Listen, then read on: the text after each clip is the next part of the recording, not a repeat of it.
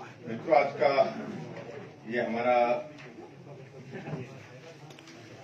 जो बजट प्रस्तुत किया हमने वर्ष 2021-22 के लिए, तो बहुत सारी चीजों को लेकर के तो जो हमने अपने अभिभाषण में इसमें बोला है वो तो हो गया। मुझे आपको बताते हुए इस बात की प्रसन्नता है कि कोविड के इतने बड़े संकट के बावजूद भी हमने हिमाचल प्रदेश के लिए इस बजट को विकासोन्मुखी बनाने की दिशा में काम किया है। और मुझे इस बात को देख करके भी संतोष है कि जो हमारी इकोनॉमी में कोविड का एक बहुत बड़ा इम्पैक्ट आया और उसमें स्वाभाविक रूप से मैं कह सकता हूं कि इस प्रकार का कठिन दौर प्रशासनिक दृष्टि से भी और आर्थिक दृष्टि से भी कभी देखने को नहीं मिला था। हम उस दौर से धीरे धीरे अब बाहर निकल रहे हैं और एक वी शेप रिकवरी जिसको हम कहते हैं, जैसे हम नीचे आए और उसी तरह से जो है उसी वी शेप रिकवरी में हम ऊपर की तरफ बढ़ रहे हैं।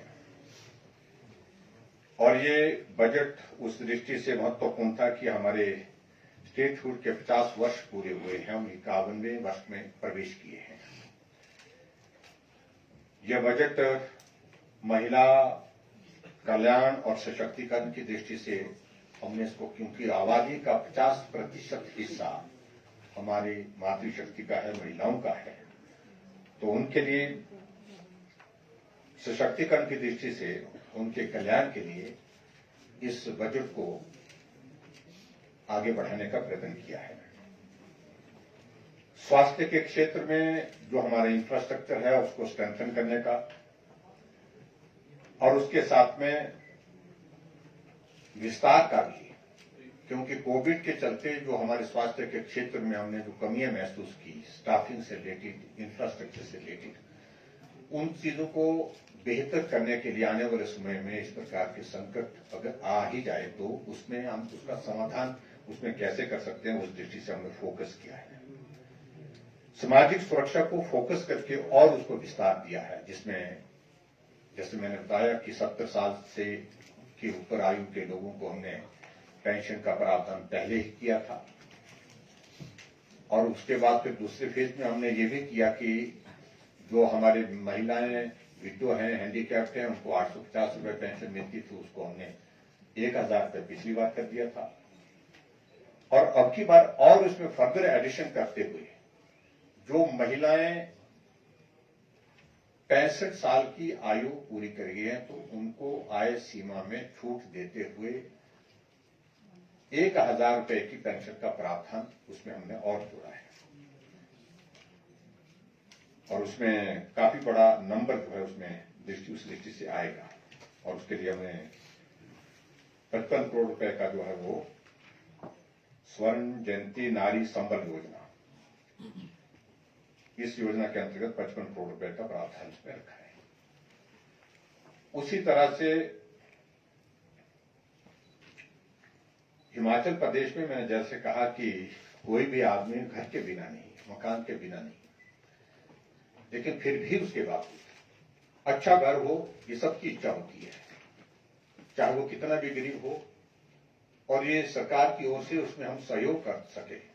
उस दृष्टि से जहां पूर्व में ये मकानों को हाउसिंग स्कीम के अंतर्गत जो संख्या हमारी 3 और 4 हजार के बीच में रहती थी एक साल में, एक फाइनेंशियल ईयर में, पिछली बार हमने इसको 10,000 मकान का एक टारगेट के साथ बजट प्रस्तुत किया। कोविड के कारण थोड़ा हमारे काम प्रभावित हुआ और अब की बार उससे 10,000 से भी उसको ज्यादा बढ़ा करके हमने 12,000 मकान उसमें उपलब्ध कराएंगे। एक और नई योजना की हमने शुरुआत हिमाचल प्रदेश में की कि बेटी की शादी जब होती है तो स्वाभाविक रूप से दूसरे परिवार में जाती है तो बहुत बड़ा परिवर्तन उनके जीवन में होता है।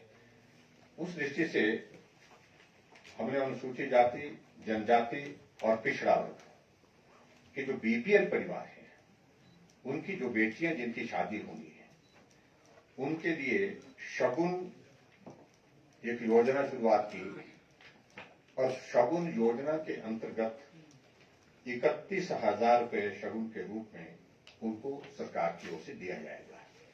ये भी उस दृष्टि से एक योजना जो है हमने आगे बढ़कर के की है। और उसी प्रकार से बहुत सारी चीजों में मुझे लगता है कि योजनाओं का तो जिक्र आपके पास आ गया, उसमें बहुत डिटेल में जाने की आवश्यकता नहीं है।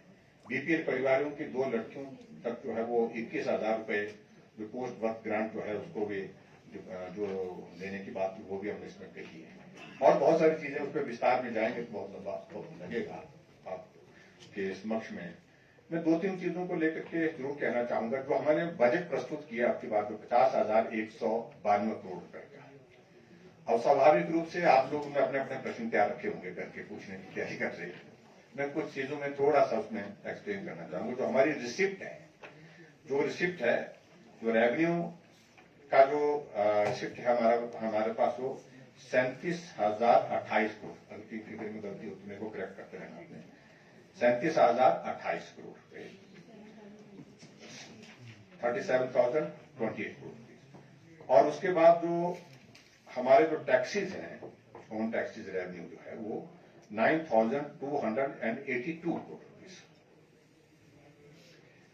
ओन नॉन टैक्सेस रेवेन्यू जो है वो है 2,754। उसके बाद फिर हमारा share in central taxes 5,524 crore rupees.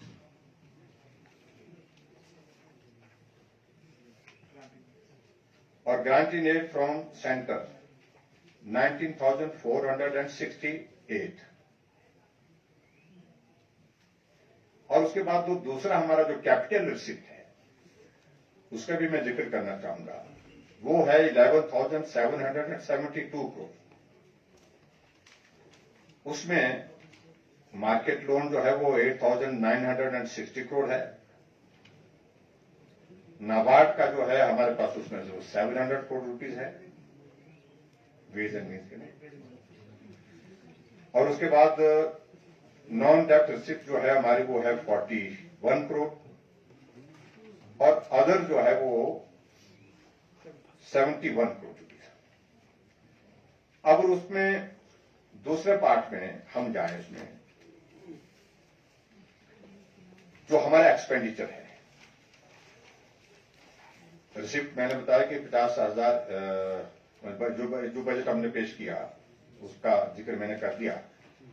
तो रेवेन्यू एक्सपेंडिचर का हम अगर जिक्र करें, एक्सपेंडिचर से इसमें जाए हम दो सेक्टर में, दो हेड में रहता है रेवेन्यू एंड कैपिटल। रेवेन्यू में 38,491 एक्सपेंडिचर, सैलरी पर 12,704 करोड़, 12,704 करोड़ रुपए।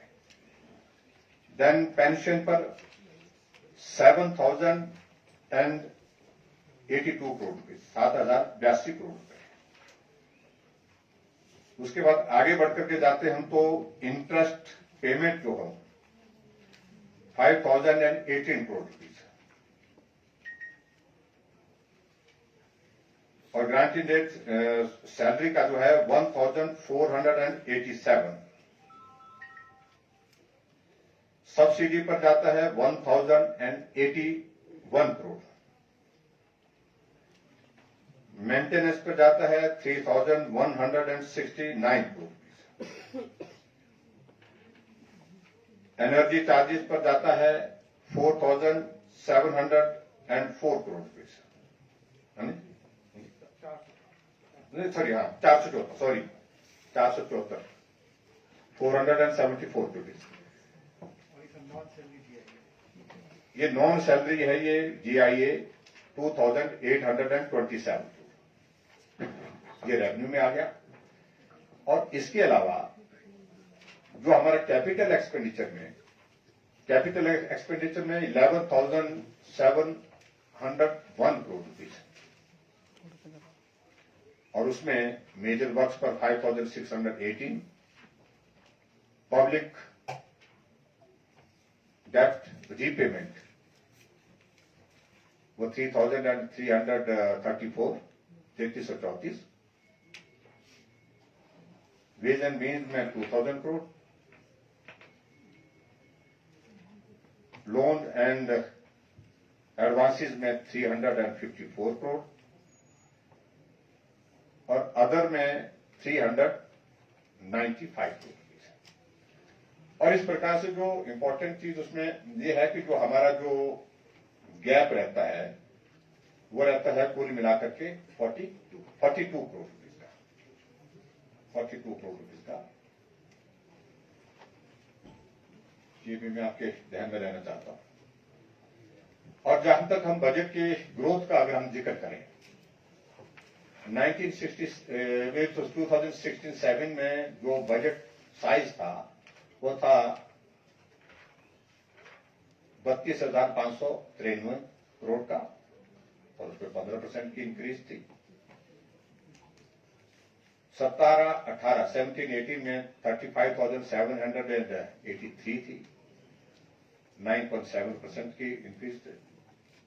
और 2018-19 का बजट जो है वो 41,440 और 19-20 में 44,388 और 20-21 में ये 49,131 और 21-22 का बजट 50,192, यानी कि 32,000 करोड़ से 16-17 से हम बढ़ करके अब 50,192 करोड़ तक पहुंचे हैं। ये इसके बाद और अगर हम थोड़ा सा उसमें जिक्र करें, जो हमने फोकस होकर के जो पुअर सेक्शन है उस पर जो मदद की है, जिनको हमने पिछले अपने बजट में 3 साल के नहीं, ये बात 3 साल हमारी सरकार का, जिसमें आंगनबाड़ी वर्कर्स को जो हमने लाभ दिया 2,850 रुपीज पर मंथ का है नहीं, बढ़ोतरी है, इंक्रीज जो हमारी गवर्नमेंट में आने के बाद 2,850। आंगनबाड़ी जो मिनी आंगनबाड़ी वर्कर्स है उनको 2,200 रुपए का, आंगनबाड़ी हेल्पर को 1,700 रुपए का, आशा वर्कर को 1,750 रुपए का, आपके बजट में शामिल करना है। पंचायत चौकीदार को 1,450 रुपए का लाभ हुआ, सिलाई टीचर को 800 रुपए का, वाटर कैरियर को 1,100 रुपए का, वाटर गार्ड्स को 1,900 रुपए का, पैराफिटर्स को पंप ऑपरेटर्स को 1,600 रुपए का, डेली वेज जो है जो वर्कर्स हैं हमारे उनको 2,700 रुपए का, मिड डे मील वर्कर को 1,100 रुपए का, यानी कि जो सबसे उनका मैं जिक्र कर रहा हूं। रेवेन्यू चौकीदार को 1,100 रुपए का, रेवेन्यू के नंबरदार को जिनको बोलते हैं उनको 800 रुपीज का, आईटी टीचर को 2 कैटेगरी में 102 कैटेगरीज इनमें 1,690 और 1,927। तो ये मोटे से हम इसको कह सकते हैं कि 3 साल का हमारा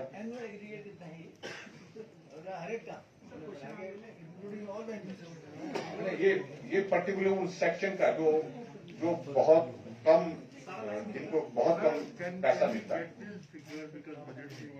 हाँ, ये दे देंगे। सर, हर बजट तो नई स्कीम्स देते हैं, इस बार नई स्कीमें कितनी दी गई हैं? इस बार अभी तक नंबर का हम आपको निकाल करके देंगे। हाँ जी,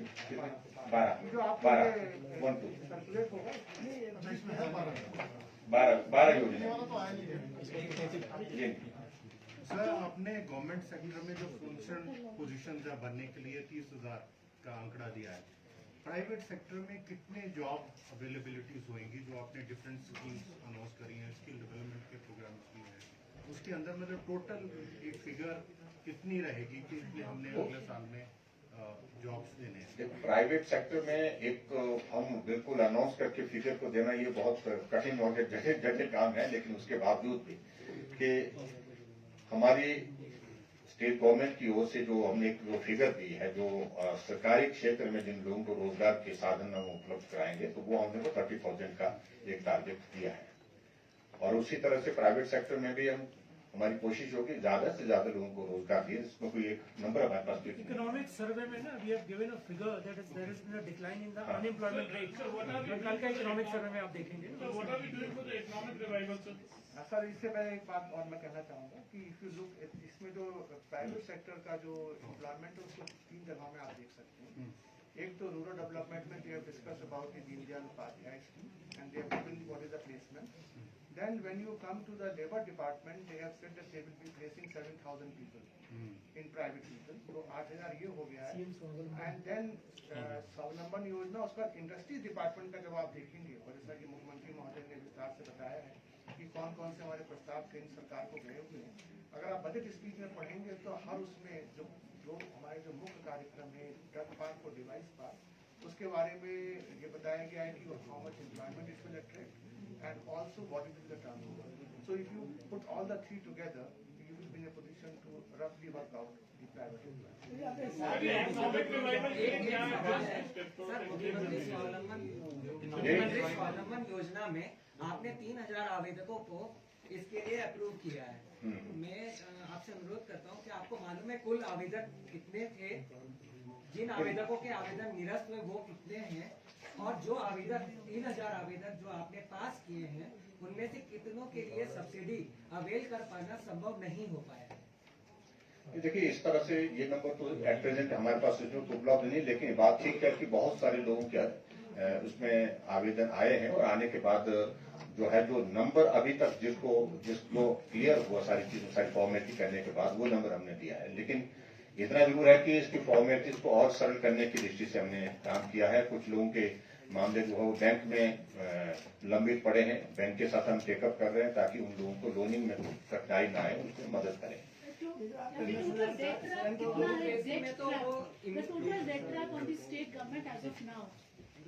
What is that? Debt burden, Pratibha, not trap. Debt burden की बात कर रहे हैं ना? That button to debt burden trap तो कुछ नहीं है, debt not debt trap. Debt burden terminology में टेक्निकल वर्ड चाहिए। 60,500। सर, थोड़ा सा बता दीजिए इकोनॉमिक रिवाइवल के लिए क्या करें, because Covid has really affected the economy this time. क्या स्टेप्स है बजट? देखिए, इकोनॉमिक रिवाइवल ऐसे इसमें जो है मैं कह रहा हूं कि भी निश्चित रूप से फोकस होकर हम काम करेंगे। एक तो एक्सपेंडिचर्स जितने कम किए जा सकते हैं उस दिशा में भी काम करेंगे। रेवेन्यू जनरेट करने के लिए फोकस होकर के काम करने का प्रयत्न करेंगे,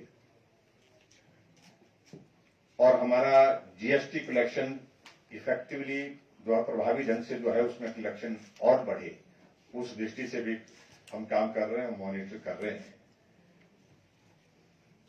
हॉर्टिकल्चर सेक्टर हमारा बहुत बड़ा कंट्रीब्यूट करता है, एग्रीकल्चर सेक्टर बहुत बड़ा काम करता है, और उस दृष्टि से उसमें और भी ज्यादा जो स्कीमों का हमने अब की बात जो हॉर्टिकल्चर सेक्टर में इसमें हमने कहा है, तो पर्टिकुलरली जो प्लांट पर जो है वो सब्सिडी का, ये पहली बार है कि प्लांट सब्सिडी का इस स्केल पर हम लेकर के आए हैं। हाई डेंसिटी प्लांटेशन के लिए इस सारे योजनाओं को आगे बढ़ा करके काम करने की कोशिश करें। लेकिन वक्त लगेगा, इतना मैं जरूर मानता हूं, लेकिन फिर भी उसके बावजूद बेहतर ढंग से हिमाचल प्रदेश में इकोनॉमिक रिवाइवल हो हमारा प्रदेश का, ताकि हम डेवलपमेंट की सारी प्रक्रिया को बिना बाधा के आगे बढ़ा सके, उस दिशा में प्रयत्न होंगे।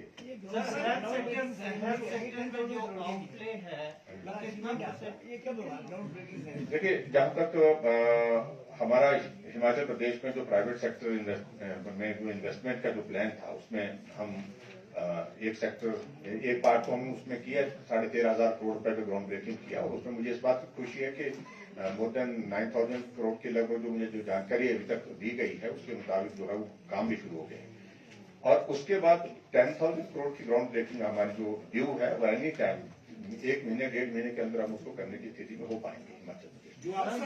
सर मैं केवल एक सवाल एम्प्लॉय से रिलेटेड पूछना चाहता हूँ जो इस बजट से रिलेटेड है अभी और उसकी वजह ये है कि आपका ये चौथा बजट है, एक साल अगला बजट है वो अब लास्ट होगा आपके पास। जो क्रॉनिक फाइनेंशियल मसले उसका अगला भी पेश करेंगे। लेकिन एक प्रक्रिया है जो अभी तक का जो अभी तक के 5 साल की अगर हम बात करें तो जो क्रॉनिक फाइनेंशियल इश्यूज हैं जैसे एनपीएस को आपने टच जरूर किया उसमें एक पैरे में, लेकिन जो दृष्टि पत्र बोल रहा है कि एक कमेटी आपने बनानी थी वो अभी कुछ नहीं कहा उसमें। दूसरी बात जो कॉन्ट्रैक्ट के लिए हम एक डीए की फॉर्मेट देते थे कि इंक्रीज का चाहे वो थोड़ी ही हो, वो भी इस बार नहीं हुआ। जो कॉन्ट्रैक्ट पीरियड था उसको भी टच नहीं किया सरकार ने। आगे इसी साल में आपको छठा वेतन आयोग देना है क्योंकि पंजाब ने 31 मार्च तक एक्सटेंड किया है। तो इन सारी जो देने भुगतान के लिए जो व्यवस्था है बजट फाइनेंशियली आप किस तरह से इसको मैनेज करेंगे? मैनेज करने के लिए हमारे पास बहुत रास्ते निकल आएंगे, इसमें मैं पूरी उम्मीद करता हूं, लेकिन हम थोड़ा सा इंतजार कर रहे हैं। कर्मचारियों का सीधा हमारा जो है पंजाब केस के साथ जो है वहां पर उनके साथ सीधा जुड़ा रहता है और संभवतः उनका बजट निकल में परसों है 8 तारीख का है, उसको इंतजार करेंगे और उसके हिसाब से मैं महसूस करता हूं जो हमको जो जानकारी है कि पंजाब की स्थिति भी ऐसी बहुत ज्यादा इस तरह की नहीं है, लेकिन फिर भी जो भी उसके इम्पैक्ट्स आएंगे उसको हम एग्जामिन करेंगे, देन विल सी दैट भी क्या किया जा सकता है उसमें डेफिनेटली। बजट की कितना परसेंटेज इंक्रीज हुआ है? 11%। Is it after learning lessons from the Covid? Definitely Covid से बहुत सारी चीजों की जो कमी अनुभव की हमने महसूस किया उसको पूरा करने के लिए कोशिश की है और 11% की जो इंक्रीज उसमें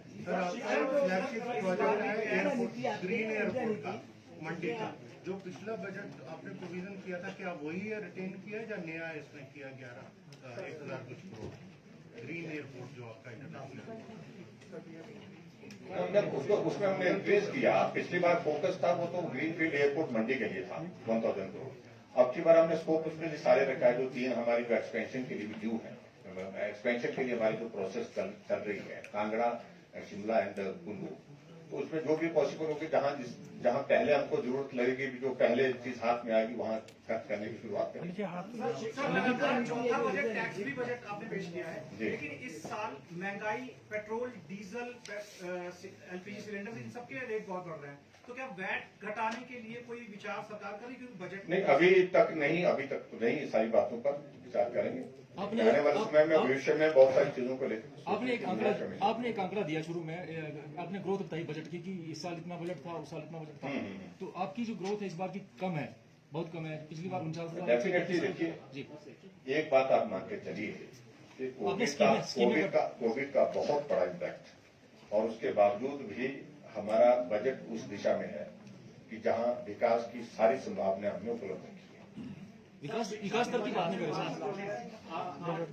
बजट की बात कर रहे हैं। बजट 1,000 करोड़ कोरोना में जिस तरह से जो स्थितियां पैदा की है, शिक्षा में भी जरूरत थी सर, 8 करोड़ की बढ़ोतरी है नहीं देखिए हेल्थ और एजुकेशन दोनों सेक्टर में इंक्रीज तो की है, इसमें दो राय नहीं है, लेकिन उसके बावजूद हेल्थ सेक्टर एक ऐसा प्रायोरिटी का सेक्टर था जहां पर ज्यादा काम करने की आवश्यकता अनुभव हो रही है और एजुकेशन को भी इग्नोर किया है, उसमें भी इंक्रीज की है। So thank you very much, thank you, please, thank you.